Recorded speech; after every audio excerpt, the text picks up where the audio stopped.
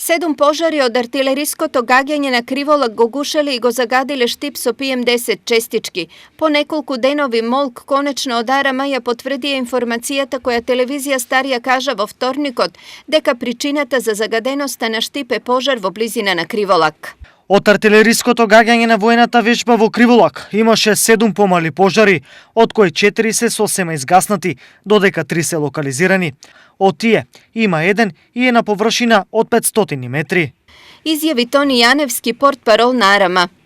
Поради предвидениот интензитет на вежбата, според Јаневски, Арама уште пред почетокот ги ангажирала Институтот за јавно здравје и Универзитетот Гоце Делчев од Штип, кои ги работат мерењата на водата, воздухот и почвата.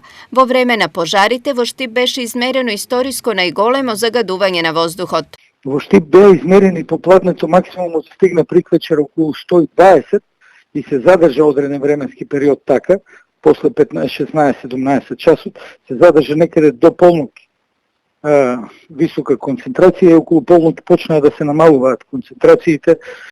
Воената вежба ќе трае уште 5 дена, меѓутоа од Арама најавуваат дека активностите со боевото гаѓање завршуваат утре. До тогаш веројатно Штип ќе живее со чадот од Криволак.